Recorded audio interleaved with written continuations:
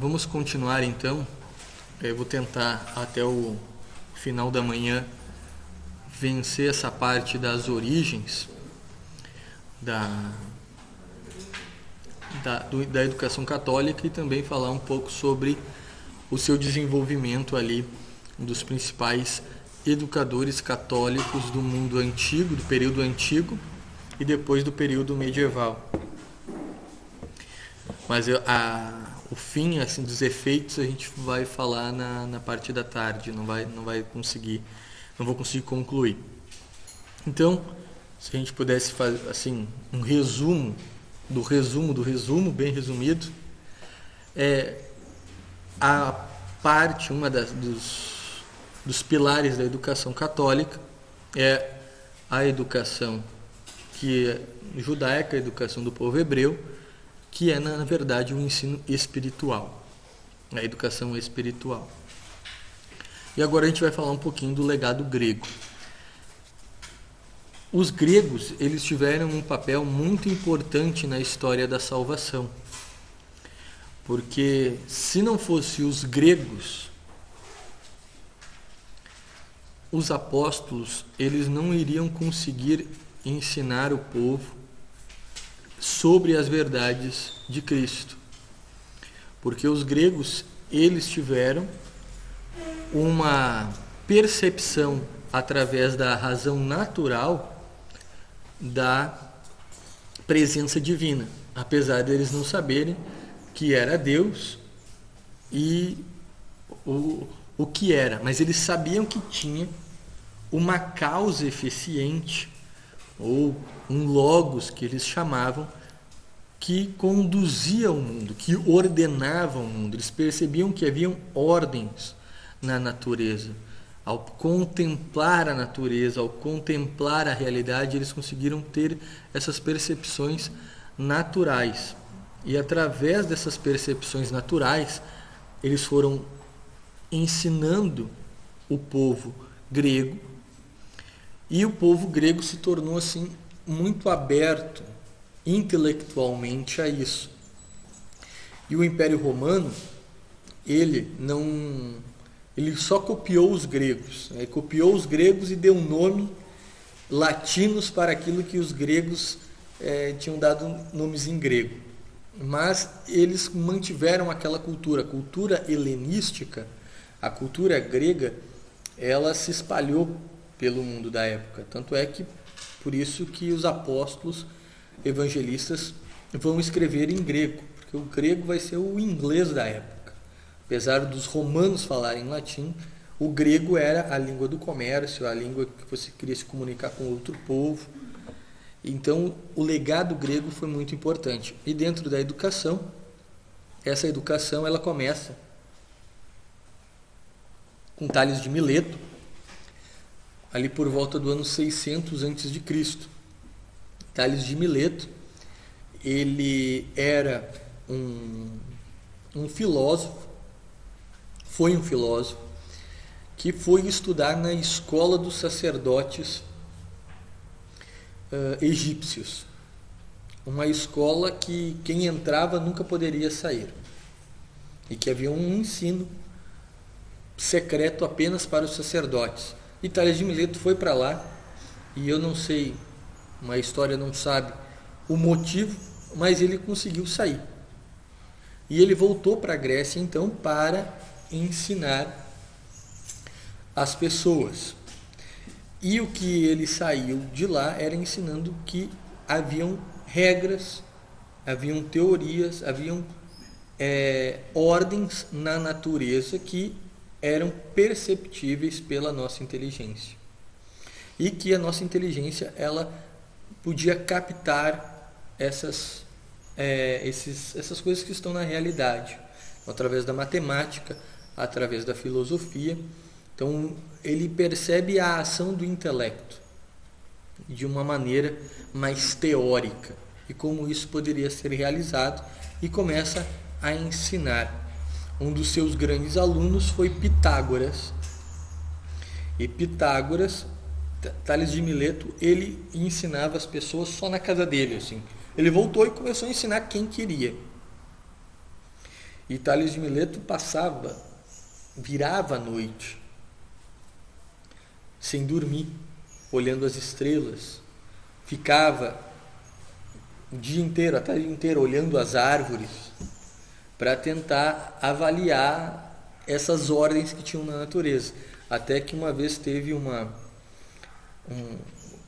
momento que o povo começou a se irritar com Tales de Mileto, porque ele não fazia nada, só ficava sentado, olhando as coisas, e começaram a chamar ele de vagabundo, de preguiçoso, que ele não trabalhava e não sei o que e tal. E daí Tales de Mileto, ele conseguiu identificar um padrão na natureza, e ele conseguiu prever que haveria uma colheita de azeitonas antes da época, que eles plantavam as oliveiras, né?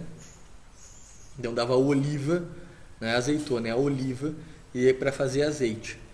E Tales de Mileto comprou todos os moedores de oliva que faziam azeite, assim, muito tempo antes. E daí o pessoal disse: agora sim que esse cara é maluco, que esse cara é louco, olha só o que ele está fazendo. Além de ser vagabundo, ele é louco. Ele comprou tudo, vai perder dinheiro, olha só que maluquice que ele fez e tal. E logo que ele termina de comprar, ocorre a grande colheita, e daí todo mundo fica impressionado com o enorme número de olivas. Eles colheram todas, mas não tinham aonde moer ela para fazer o azeite. Só quem tinha os moedores era o Tales de Mileto. E daí ele cobra aluguel deles todos e fica riquíssimo, ganha muito dinheiro. E daí ele terminou aquilo, pegou todo o dinheiro, e daí ele diz: vocês viram? O que eu estou fazendo aqui é estudando. Eu estou identificando os padrões, estou identificando as coisas que ocorrem, eu estou prevendo as coisas, estou fazendo análises. Então, vocês me deixem em paz. Peguem aqui agora esses moedores para vocês, depois que já tinha moído toda a azeitona. Peguem esses moedores para vocês, eu não quero saber disso. Esse dinheiro eu vou doar todos aos pobres, que eu quero estudar, eu quero buscar a verdade. Eu quero buscar a verdade. E pronto. E daí as pessoas deixaram ele em paz. Então, Tales de Mileto, ele conseguiu a teoria, a palavra teoria, ela vem de theoros, que significa ver. Então, é buscar a visão das coisas, da verdade das coisas, mas através da razão natural. Nós temos duas forças que agem no nosso intelecto. Duas luzes que iluminam o nosso intelecto para a verdade. A luz da razão natural e a luz da fé. Essas duas luzes, elas não são divergentes. Elas são convergentes. Elas estão unidas, até porque Deus criou elas. Então não tem como a fé negar a razão e nem a razão negar a fé. Se há alguma razão que nega a fé, não é razão. Se há alguma fé que nega a razão, não é fé. Elas estão juntas. Não há divisão. E os medievais perceberam isso como ninguém. Mas esse desenvolvimento da razão natural se deu por parte dos gregos. Os gregos foram essa massa intelectual que Deus preparou. O sucessor de Tales de Mileto foi Pitágoras, que foi aluno de Tales de Mileto. E Pitágoras, ele vai para a escola dos egípcios, a escola sacerdotal dos egípcios. Se alguém aqui perguntar: bom, mas o que se ensinava nessa escola? Não se sabe. Não se sabe. Provavelmente pergaminhos sobre essa história se perderam quando a biblioteca de Alexandria foi incendiada por Júlio César e depois novamente incendiada na tomada que os muçulmanos realizaram do Egito. Não sei se vocês sabem, mas o Egito era uma enorme capital católica. Alexandria, que ficava no Egito, onde estava a biblioteca de Alexandria era berço de santos como Santo Atanásio, Santo Antão, São Cirilo de Alexandria. E os muçulmanos vieram e tomaram e expulsaram os católicos de lá. E nessa expulsão, nessa tomada, eles incendiaram a biblioteca de Alexandria. Então, nós não sabemos o que era ensinado, mas Pitágoras e Tales de Mileto, provavelmente as questões matemáticas deles, eles devem ter aprendido os primeiros cálculos, o próprio número zero é uma criação dos egípcios. Ninguém me liga. Impressionante. Já eles me ligam agora. Desculpe. Enfim. E Pitágoras, então, uma coisa interessante é que Pitágoras vai para o Monte Carmelo. Pitágoras, segundo aquela Barça antiga da editora Abril, as grandes personalidades da história, ele vai falando lá de todas as personalidades, tem Pitágoras. E fala que Pitágoras, ele visita a Palestina, visita o Monte Carmelo. Quem estava no Monte Carmelo ali por volta do ano 500 a.C. eram os seguidores de Elias. Que Elias, o grande profeta, que subiu aos céus, que foi levado em uma carruagem de fogo para o céu, não o céu lá dos santos, não o céu de Deus, mas enfim, isso é outra história. Ele deixou seguidores. Santo Elias foi o primeiro grande amigo de Deus. Foi o primeiro a conversar com Deus e a perceber que para você ver a Deus, você precisa da contemplação. Você precisa da meditação e da contemplação. Você não consegue conversar com Deus, você não consegue rezar, você não consegue se comunicar com Deus no meio da loucura, do barulho, da maluquice. Você, depois de uma estatura espiritual muito grande para isso acontecer, no início não. É por isso que Elias pede para ver a Deus, e daí Deus manda ele para uma caverna, e para ele ir, ele vai na caverna e diz: olha, espera que eu vou passar. E daí acontece um terremoto, acontece um vendaval, uma tempestade, e Deus não aparece em nenhum momento. Daí quando aparece uma brisa bem leve, bem suave, Deus cruza à frente da caverna e Elias vê Deus, vê Deus passar pela caverna. Elias tinha uma profundidade espiritual gigantesca, uma coisa impressionante. Ele viu Deus passar, assim, Foi só um flash, mas incrível.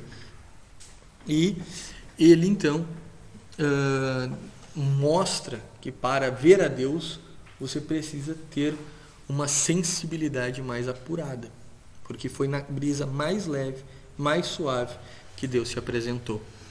Então, Elias, ele deixou seus seguidores que continuaram a seguir esse caminho, e dentro da época que Pitágoras viveu, ele foi contemporâneo de Daniel, o grande profeta Daniel, que sobreviveu aos leões, à cova dos leões, lá na Babilônia. Então, quando Pitágoras foi ao Monte Carmelo, ele provavelmente deve já ter ouvido falar desses que ficam contemplando, que ficam rezando lá naquele monte. Não faria assim, um sentido ele ter feito essa visita. E provavelmente ele ficou sabendo de Daniel, porque um homem que sobrevive à cova dos leões se torna bastante famoso. Então provavelmente ele deve ter ouvido falar. Isso é uma inferência, mas enfim, é bem provável. E quando ele volta para a Grécia, ele cria as escolas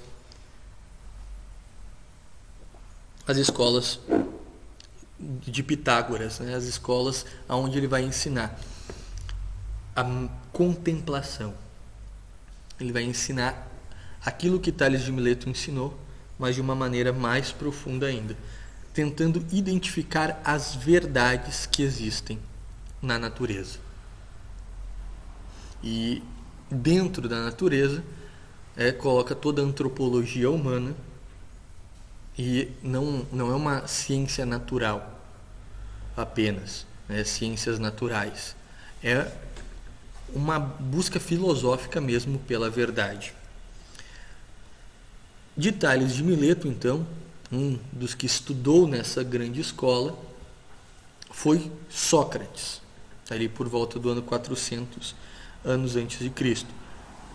Sócrates estudou na escola de Pitágoras, mas ele desenvolveu uma nova forma para você identificar a verdade.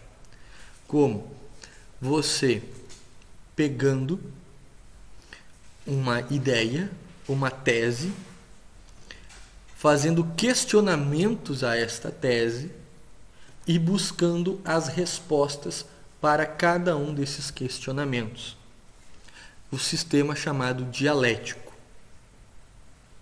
que vocês podem entender mais ou menos vendo nos livros de Aristóteles, nos livros de Platão, que sempre são diálogos. Vocês já pegaram aqui o livro De Magistro, né? Sim? De Magistro de Santo Agostinho. Então o professor Felipe vai passar ele para vocês lerem. Esse livro é incrível, resume qual é o papel do educador, né? O livro se chama O Mestre, De Magistro. Ele fala sobre o papel do mestre e o que é ser um mestre, basicamente, que Santo Agostinho escreveu. Santo Agostinho escreveu em resposta aos questionamentos de seu filho, que esqueci o nome dele, Adeodato. Exatamente, muito obrigado. O Adeodato, que fazia vários questionamentos a Santo Agostinho, e Santo Agostinho respondia. Então era um diálogo, esse era um sistema dialético, sistema de perguntas. Aristóteles, depois, a gente vai ver que ele vai aprofundar ainda mais esse sistema. Mas a dialética grega não tem absolutamente nada a ver com a dialética hegeliana, com a dialética marxista, que, se vocês ouvirem hoje nas universidades, sim, nós damos um ensino dialético. Não é a dialética grega, tá? É a dialética do idealismo alemão, que não crê na verdade.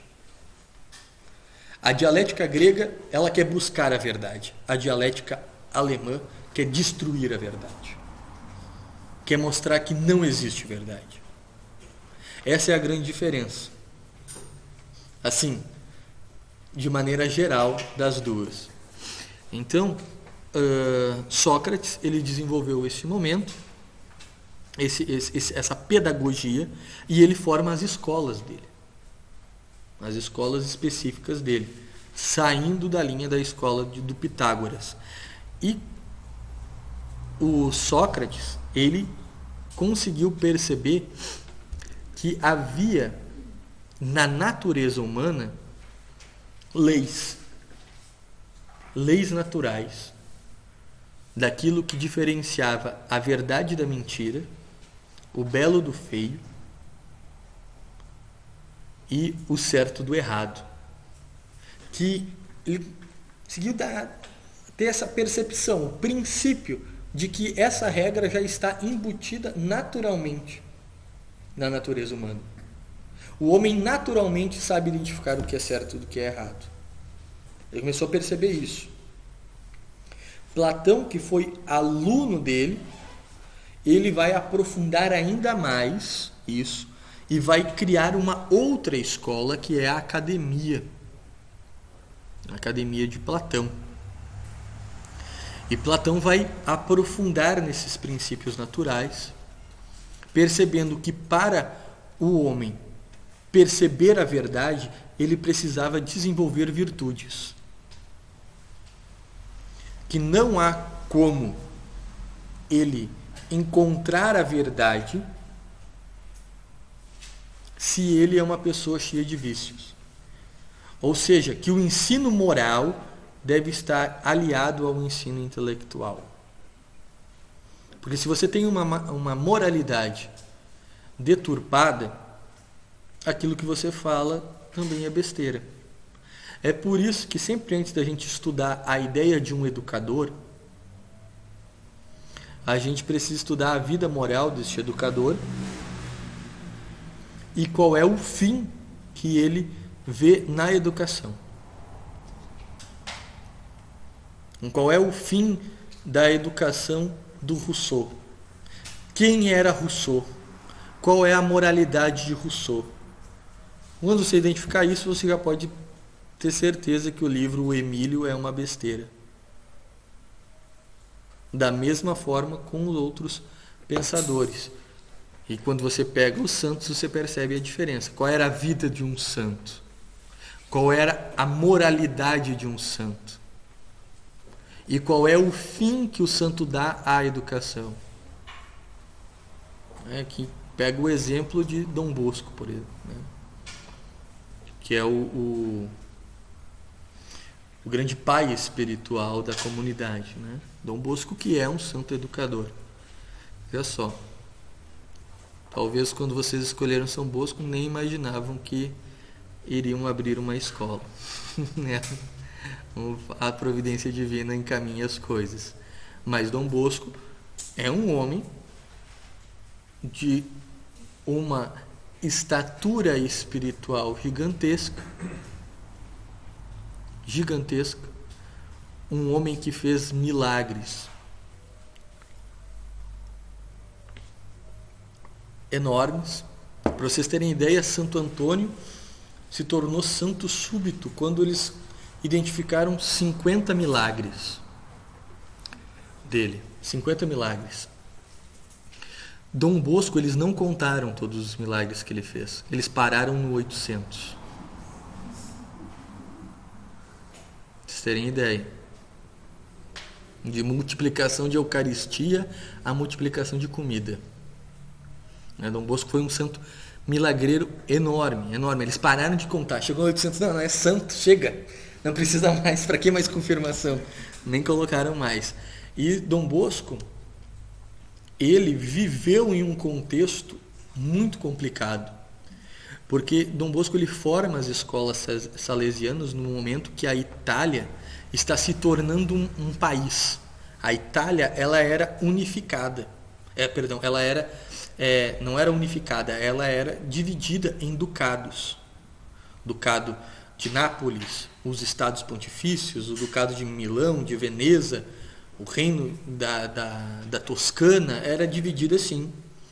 E os maçons, a partir das revoluções liberais que ocorreram em 1830 na França, começaram a expandir aquelas ideias do liberalismo maçônico para os outros países da Europa. Então, atinge a Espanha com muita força, a Itália com muita força, lembrando que a Itália faz fronteira com a França. Então, ao norte da Itália começou a vir essa ideia e daí a gente tem essa parcela de culpa, né? Alguns italianos que lutaram na Revolução Farroupilha, lá do Rio Grande do Sul, como Giuseppe Garibaldi, depois que perderam a Revolução, que essa é bem engraçada, só os gaúchos mesmo, para comemorarem a derrota, mas enfim. Se tem algum gaúcho aqui vai ficar bravo comigo se me ouvir, mas é uma brincadeira. Mas enfim, comemora a bravura e tudo mais, né? Mas o povo, alguns deles vão para a Itália para lutar na unificação italiana. Daí a Itália se torna um país, e quando ela se torna um país, ela se torna muito influenciada pela ideologia liberal maçônica.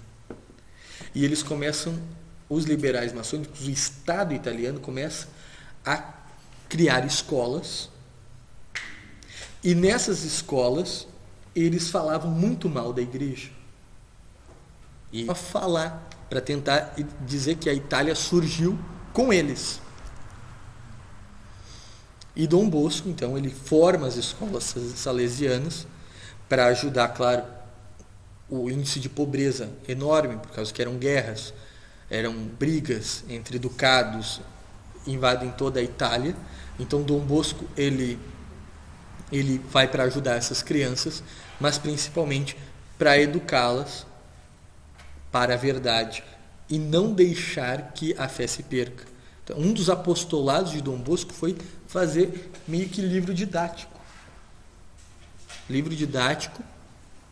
para responder aos ensinos que estavam sendo dados dentro das escolas. Então ele cria o livro A História Eclesiástica, que é um resumo da história da igreja, a História Sagrada, se eu não me engano, que é um resumo das Sagradas Escrituras. Dom Bosco faz isso. E ele vive num contexto muito problemático. Enfim, eu não sei porque eu comecei a falar do Dom Bosco. Mas, voltando lá para o Sócrates, para o Platão. Estava falando das virtudes dos santos. Dom Bosco era um santo que possuía virtudes gigantescas, uma humildade enorme. E assim, ele também foi um grande santo e um grande educador. Então você pega qual é o fim da educação salesiana e compara isso ao fim de uma educação, sei lá, do Foucault. O que o Foucault identifica sobre educação? Você consegue comparar só a vida dos dois, você tem naturalmente, que não precisa nem de muita ciência, naturalmente você já percebe que um é certo e o outro está errado. E se você vai para qualquer pessoa, não estou dizendo os universitários lá, mongoloides, qualquer pessoa da rua, e tu apresenta quem foi Foucault, quem foi Dom Bosco, só não precisa chamar de São João Bosco, diz João Bosco, esse aqui é João Bosco, esse aqui é Foucault. Esse cara viveu assim, esse viveu assado. Quem você acha que é mais certo? Assim, 100% das pessoas vai dizer que é Dom Bosco. Cara que vivia perdido na droga, que gostava de sofrer, de se maltratar, de se bater. Compara o vício do cara com as virtudes do outro, é visível. Então, essa percepção que os gregos tiveram, que Platão aprofundou, da educação para as virtudes, que antes de você ensinar algo, você precisa desenvolver no indivíduo virtudes, porque sem essas virtudes ele não vai aprender a verdade, foi incrível. Foi algo assim impressionante para uma pessoa que não recebeu o Evangelho. É impressionante se você parar para analisar isso, como que Platão ele teve essa percepção, como Sócrates e depois Platão aprofundou isso. Tanto é que a primeira coisa que era trabalhada dentro da escola da Academia de Platão era a virtude da humildade. Então o indivíduo chegava para estudar na escola de Platão, porque é escola de Platão, não é qualquer escola. Eu sou aluno de Platão. O cara passava 2 anos sem saber quem era Platão. Passava 2 anos na escola sem saber. Platão estava lá convivendo com ele, vendo como é que ele era, olhando se ele realmente tinha virtudes, se ele merecia aprender com ele, para depois o cara dizer: o que? Não acredito, você é Platão? Sou eu. Era assim que ele fazia, era um dos métodos dele, fora outras coisas. Mas o que de mais admirável que Platão percebeu foi que para uma sociedade ser correta, ela precisa ter pessoas, precisa ser governada por pessoas que tenham uma busca sincera pela verdade. E as únicas pessoas que, para Platão, que tinham uma busca sincera pela verdade naquela época, eram os filósofos. Daí ele fala que a única república, no livro, né, A República, o único que os únicos que poderiam governar um grupo, uma sociedade, seriam os filósofos. Aí vocês imaginam que decadência que a gente está tendo em comparação àquilo que Platão escreveu, né? Enfim, e o outro ponto muito importante, só antes dessa questão do Platão, da teoria dele da república, que os filósofos devem governar a sociedade. Por que os filósofos? Porque os filósofos tinham uma busca sincera pela verdade e eles tinham a vivência de virtudes. De alguma maneira, o Platão percebeu que para uma sociedade dar certo, ela precisa ser governada por pessoas que possuem virtudes. E quem vai ter mais virtude do que um santo? Do que aquele que tem uma profunda vida espiritual. Platão não sabia disso, mas ele começou a identificar isso, que de certa maneira os judeus já tinham vivido, porque os primeiros patriarcas eram santos, homens de grande virtude, de grande fé, de grande sabedoria. E o outro ponto que Platão desenvolveu foi a teoria do Logos, que é o que? Platão conseguiu perceber que havia uma ideia criadora, que as coisas não poderiam ter surgido do nada. Houve algo ou alguém que criou. Ele não diz alguém, ele diz uma ideia, ele diz o Logos criador, que criou todas as coisas. Uma ideia que deu a ordem ao mundo. E ele percebeu isso percebendo as normas, as leis naturais que haviam dentro da natureza. Ou seja, todas as árvores elas possuem a mesma estrutura, elas possuem raízes, elas têm um caule. Quase todos eles do mesmo tom de cor.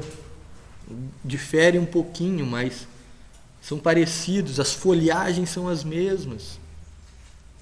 Algumas têm flores, outras dão fruto. Ele começou a perceber que haviam regras, que você plantava uma semente de maçã, vai sair uma macieira. Não há como sair um pé de melancia. Que quando um ser humano, uma mulher fica grávida, vai nascer um bebê. Não tem como sair um repolho. É impossível. Ele conseguiu perceber isso. Hoje parece, para nós aqui parece, isso não quer dizer nada. Mas tem muita gente que precisava estudar com a escola do Platão, porque ele acha que dentro da barriga da mulher não tem vida, não tem um ser humano. É o nível de ignorância, de burrice das pessoas, burrice mesmo, são idiotas. Então, a pessoa não vê a realidade, ela não enxerga a realidade, mesmo a realidade estando na frente dela, ela não consegue identificar isso. Platão percebeu que havia uma diferença enorme entre homens e mulheres,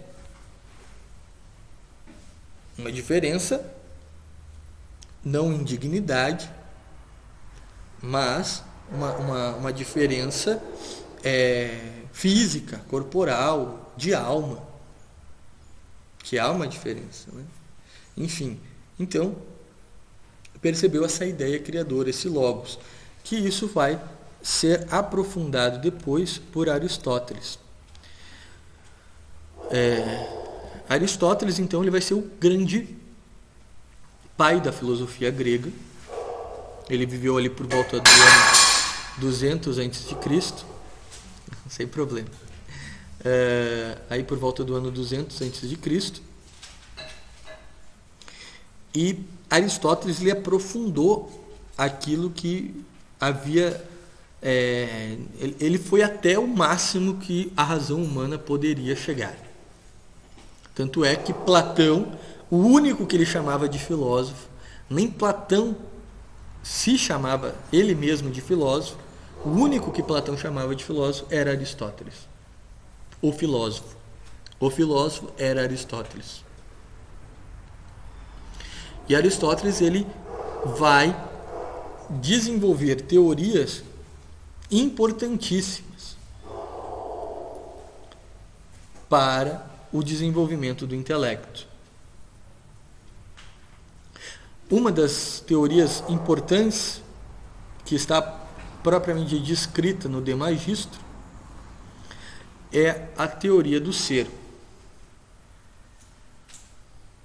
Que uma coisa não pode ser e não ser ao mesmo tempo e na mesma circunstância. E essa consciência do ser, a criança ela começa a ter por volta dos 7 anos de idade. Algumas mais cedo, outras mais tarde. Mas, se ela não tem nenhuma educação deturpada, ela com 7 anos ela já tem total consciência do que é real, daquilo que é irreal. É por isso que o próprio o próprio Santo Agostinho e depois o grande São Bernardo de Claraval vai defender que a literatura pagã ela deve chegar à criança depois da consciência do ser. Porque antes da consciência do ser, ela não consegue identificar o que é real daquilo que é irreal.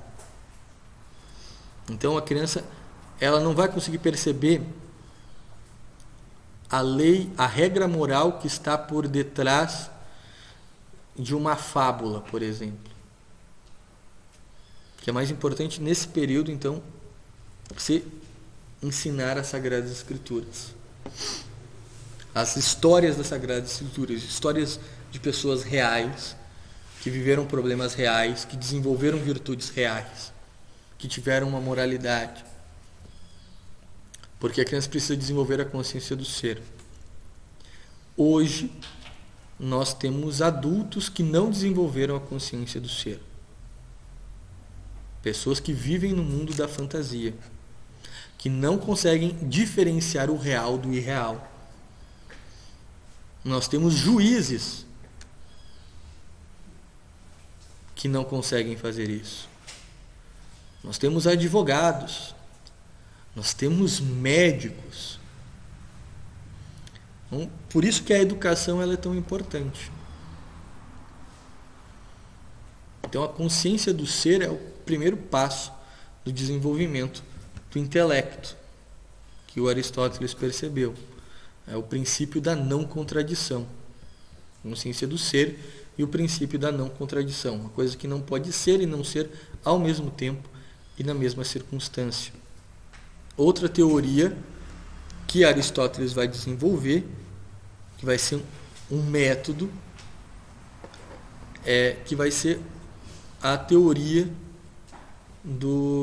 da casualidade, aonde tudo você pode identificar através de 4 causas: a causa material, a causa formal, a causa eficiente e a causa final. Através dessas 4 causas, você consegue analisar qualquer coisa e descobrir o conceito, o que é aquela coisa a partir dessa teoria. Eu não vou explicá-la porque não é o objetivo aqui, mas se vocês quiserem aprender, provavelmente o professor Felipe Neri deve ter indicado esse livro para vocês, é que é a educação segundo a filosofia perene. Então tem lá, tem um capítulo que é os pressupostos filosóficos,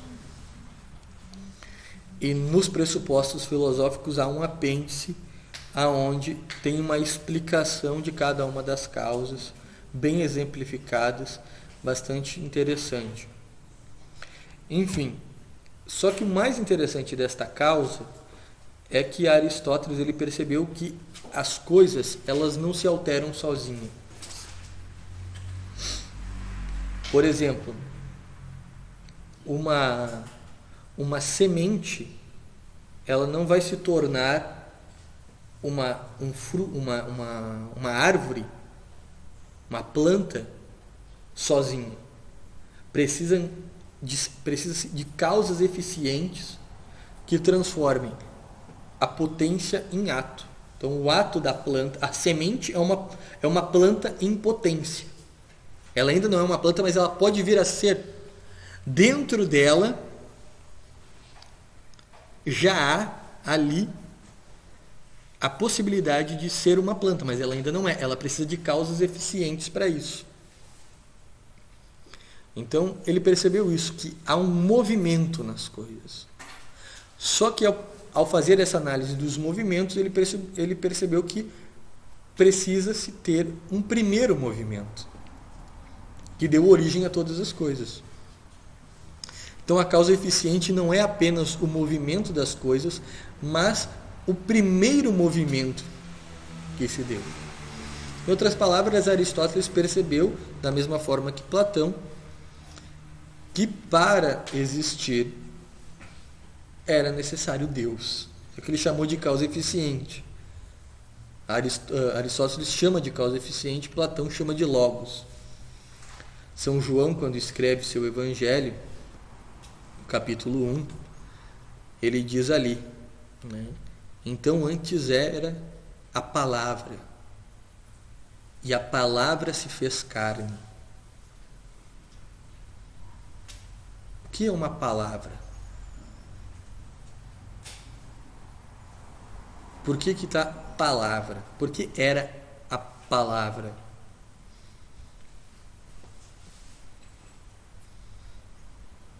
O que é uma palavra? Podem responder. O que vocês acham que é uma palavra? Significado? Não. Se dá significado às coisas através das palavras, mas a palavra ela é, em termos práticos.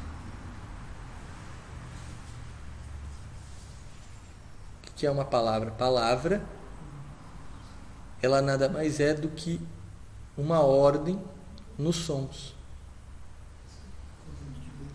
É um conjunto de fonemas que, através da palavra, você consegue se comunicar. É uma ordem. Eu posso emitir fonemas de maneira desordenada. Vocês não vão entender, porque eu não vou estar falando. Então, a palavra é a ordem dos fonemas, é a ordem do som. Por isso que está a palavra, por isso que São Jerônimo colocou verbo. Então, era o verbo.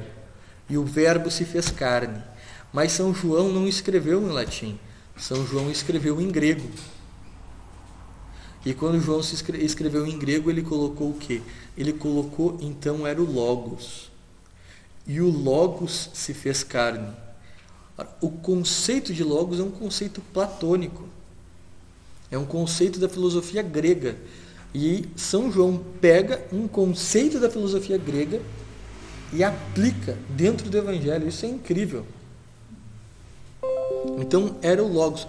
Só que o Logos ele não é apenas uma ideia. Poderia ter traduzido para ideia, mas não é apenas uma ideia. É a ideia criadora, a ideia que deu ordem a todas as coisas. Por isso que São Jerônimo traduz para verbo, que fica a palavra no português, né? Mas era Logos. Veja só, São João, já no ano 95, ano 100 mais ou menos, quando ele escreveu o seu Evangelho, ele já estava mostrando o casamento perfeito entre a filosofia grega e a doutrina católica. A filosofia grega foi criada para explicar a doutrina católica. É por isso que o catolicismo, diferente de qualquer outra religião, não é uma ideologia. Porque o catolicismo explica a realidade. Nós não adaptamos a realidade diante da nossa doutrina, como os muçulmanos fazem, o maometanismo, como o protestantismo faz. Nós explicamos a realidade. Nós não adaptamos a realidade. Estão entendendo? Por isso que o catolicismo, apesar de ser um ismo, não é uma ideologia.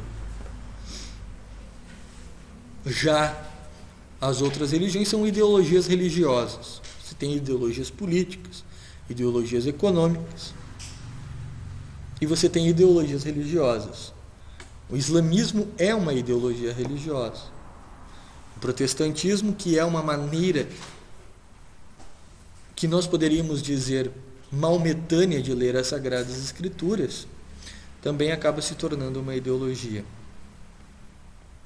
E as ideologias nunca geram coisas boas. Enfim. Então, o Aristóteles ele percebeu isso. Ele chama de causa eficiente. Então você tinha no mundo grego, uma percepção intelectual e uma inclinação intelectual para a verdade que viria com os apóstolos. Então, olha só que interessante. Quando São Paulo ele vai para Atenas para pregar com os gregos, ele inicia, a história conta em Atos dos Apóstolos capítulo 14, se eu não me engano, quando ele vai a Atenas. Depois alguém dá uma conferida. Alguém tem a Bíblia aí, mas se eu não me engano é Atos capítulo 14, que ele vai para Atenas, e ele, quando chega em Atenas, antes de ir falar com os filósofos, conta São Lucas, que escreveu o livro de Atos, que ele passou diante das imagens dos deuses e encontrou um altar sem nenhum deus, escrito o Deus desconhecido. Aquela imagem estava ali por causa de um filósofo grego chamado Epimenides, que era um filósofo platônico, que foi discutir com os estoicos de que havia um mundo transcendente, ou seja, um mundo que está além do mundo material que nós vemos. Que as coisas são transcendentes à realidade física, às verdades materiais, mas além disso ao intelecto, que faz com que a gente perceba coisas que muitas vezes a gente não vê. A gente não vê o amor, a gente não vê a amizade, mas isso existe, e isso é real, e isso só é perceptível ao intelecto. Então estavam discutindo isso, e Epimenides, para provar isso, ele disse o seguinte: olha, eu vou largar um grupo de ovelhas e vocês vão ver que todas as ovelhas vão para o mesmo lugar. Elas vão se direcionar para o mesmo lugar e ficarão direcionadas todas para o mesmo lugar. E para provar que existe um mundo que está acima do mundo físico. Daí eles largam as ovelhas e de fato as ovelhas vão todas e ficam todas juntas no mesmo lugar, direcionadas uma para as outras. E naquele lugar então eles criam um altar. E eles perguntam: nossa, mas se tem uma força aqui, que força é? Eles perguntam para o Epimenides. E ele diz: não sei. Então eles botam um Deus desconhecido. E daí São Paulo, ele chega, que conhecia a filosofia grega muito bem, porque a cidade de Tarso era uma cidade acadêmica, uma cidade intelectual. Ele pega e começa: sabe o Deus desconhecido que vocês têm ali? Sabe a causa eficiente, sabe? O Logos. Então, esse é Jesus Cristo. E aí começa a contar a história de Jesus, né? Estava indo muito bem, tudo certo, mas daí quando ele disse que Jesus ressuscitou, venceu a morte, os gregos não acreditaram e mandaram ele embora. Ele só converte 2 pessoas nessa pregação, uma das pregações mais belas, mas ele só converteu 2 pessoas, que foi Dionísio e Adamares. Foram os 2 que se converteram em Atenas. Dionísio ele ordenou sacerdote.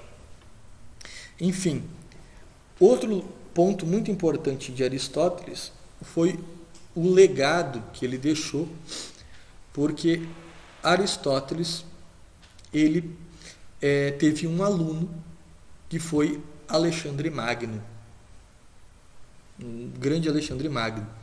E Alexandre Magno, aluno de Aristóteles, uma vez na aula perguntou: professor, mestre, como eu faço para dominar o mundo? Bastante ambicioso era o Alexandre Magno. E Aristóteles explicou para ele: simples. Você precisa, primeiro, dominá-las por alguma força, seja ela totalitária, a militar, intelectual, enfim, você tem que exercer um poder sobre elas. Você precisa fazer com que todas elas falem a mesma língua. E você precisa criar uma cultura que as identifique. E Alexandre Magno fez exatamente isso. Saiu da Macedônia e foi dominando todo mundo conhecido até a Índia. Em cerca de 10 anos, ele dominou todo mundo conhecido da época. Fez com que todo mundo falasse grego e criou uma cultura que era a cultura helênica. E isso foi, para a providência divina, algo muito bom, porque ele deu uma unificação linguística e cultural para aquele povo, levando a filosofia grega para esses povos que não haviam tido nenhum aprofundamento da razão natural como os gregos tinham. E depois, quando os apóstolos vêm, esse caminho já foi meio que arado por Alexandre Magno, e depois os apóstolos jogaram a semente.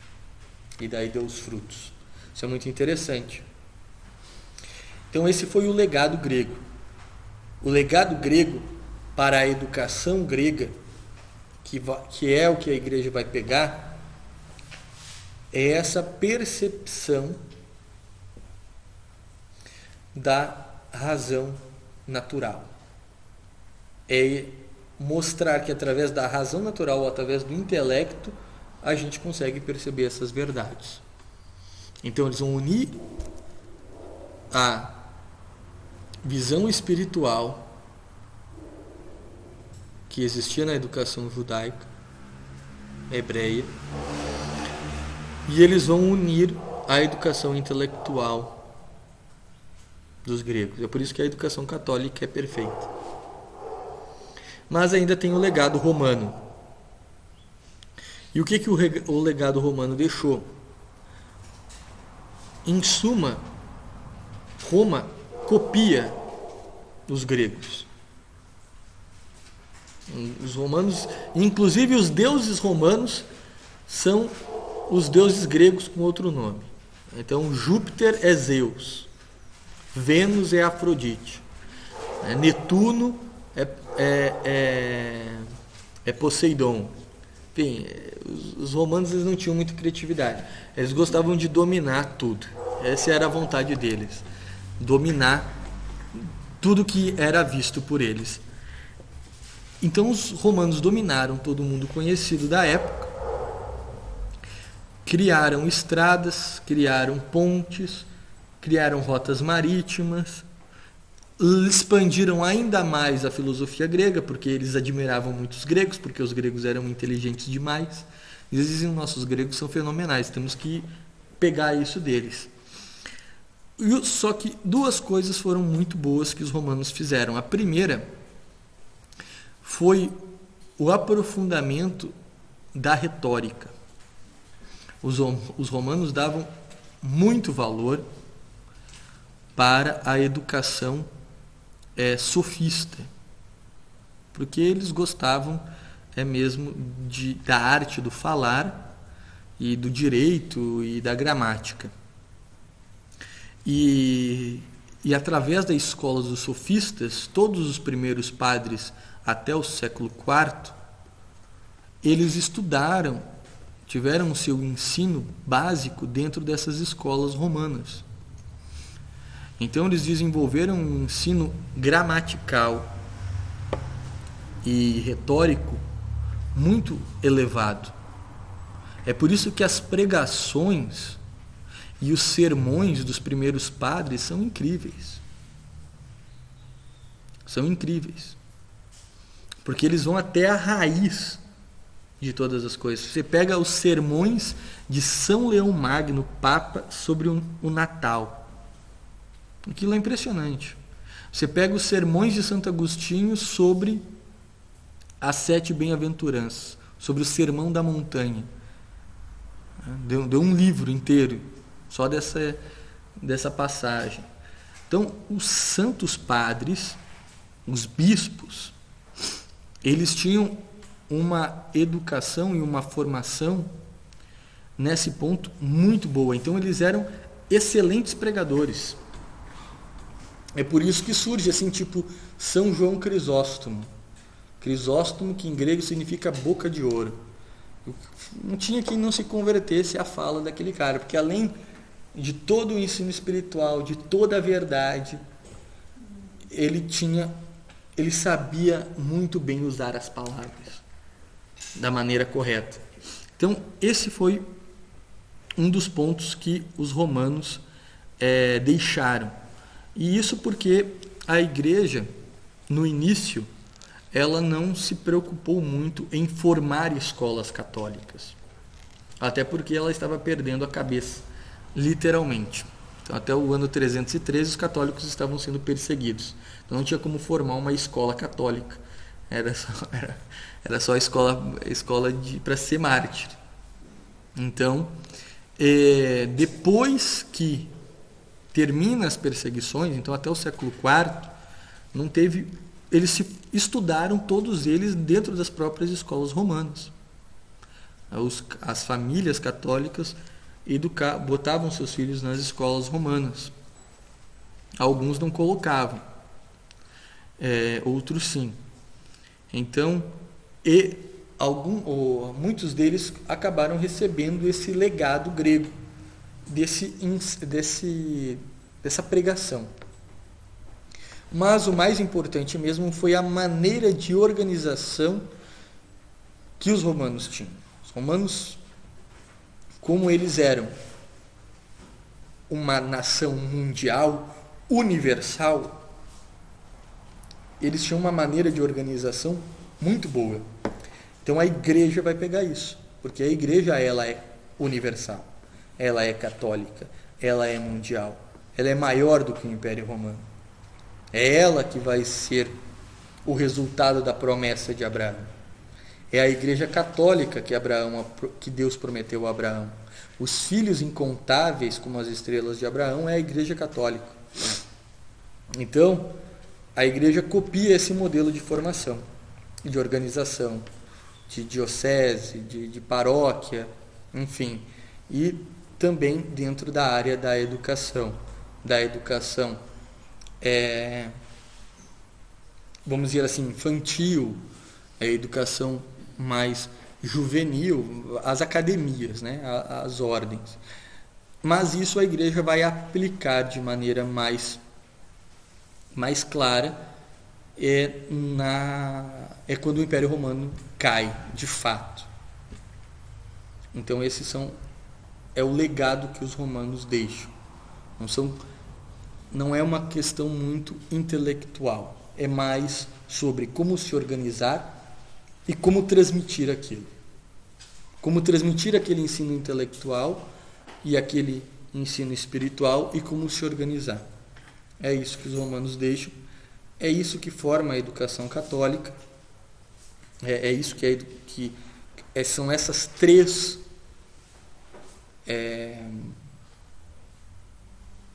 três raízes da educação católica e que depois a Igreja vai aplicar na Idade Média.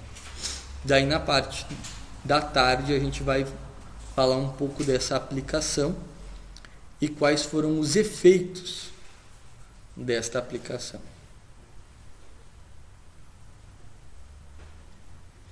Alguma pergunta?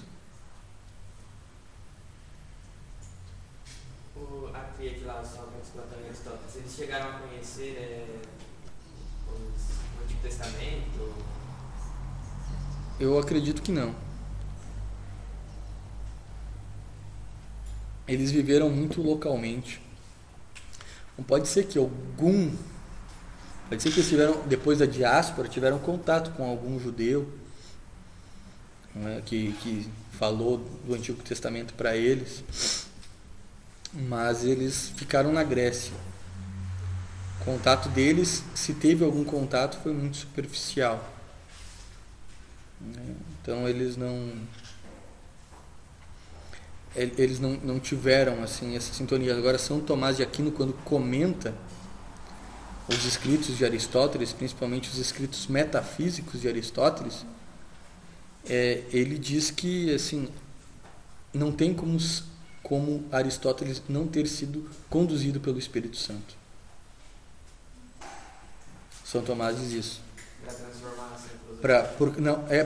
Por causa da São Tomás, ele ficou impressionado como ele sabia todas aquelas coisas